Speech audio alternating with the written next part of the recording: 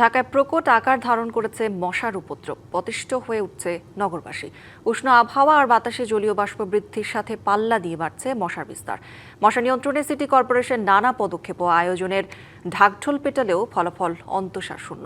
কর্তৃপক্ষ বলছে মশক নিয়ন্ত্রণে সংশ্লিষ্ট কর্তৃপক্ষের পাশাপাশি ব্যক্তি পর্যায়েও সবাইকে সক্রিয় হতে হবে।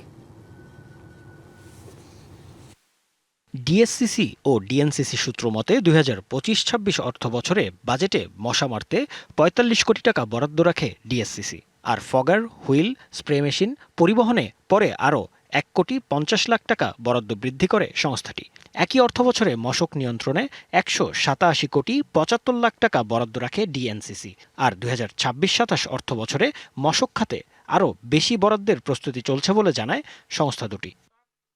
মশা নিধনে কাগজে কলমে কোটি টাকার বাজেট থাকলেও বাস্তবে সফলতা সামান্যই। নাগরিকরা বলছেন কোনোভাবেই মশার উপদ্রব থেকে রেহাই পাচ্ছেন না তারা। এখন ডেঙ্গুর মৌসুম হয় তারা শঙ্কিত। মশা সন্ধ্যার পরে থেকে আক্রমণ করে, আর ওরা দিনের বেলায় মশাটা ওষুধ দেওয়া যায়, ওষুধ দেয়, ওষুধ যখন এরকম কাজ কম করে। মশার আরো পদক্ষেপ বাড়ায় নেওয়া উচিত। এখন যেভাবে আছে এর থেকে আরেকটু ভালো নিলে দেখা যাচ্ছে আরো কমবে। অনেকেই মনে করেন দায়িত্বশীলদের পাশাপাশি মশা নিয়ন্ত্রণে সচেতন হতে হবে নাগরিকদের। পরিষ্কার রাখতে হবে নিজ আঙিনা। এটার জন্য লোক পাঠানো দরকার, যে পরিষ্কার পরিচ্ছন্নতা চেক করার জন্য। প্রতি সপ্তাহে সর্বোচ্চবার বিকাশ পেমেন্টে 50 জন হবেন পেমেন্ট চ্যাম্পিয়ন। জিতে নিন টিভি সহ আকর্ষণীয় সব প্রাইজ। বিকালবেলা আসে, আইসা তারা মশার ওষুধ দেয়, দেওয়ার পরে কিছু মরার পরে দেয়া দেয় সেই। ঢাকা উত্তর সিটির প্রধান স্বাস্থ্য কর্মকর্তা জানান কয়েকটি ধাপে চলে মশা নিধন কার্যক্রম। প্রচলিত পদ্ধতির পাশাপাশি আধুনিক উপায়ে মশক নিয়ন্ত্রণের লক্ষ্যে কাজ চলছে। এই সিজনটা হচ্ছে মশার বংশ বিস্তারের সিজন।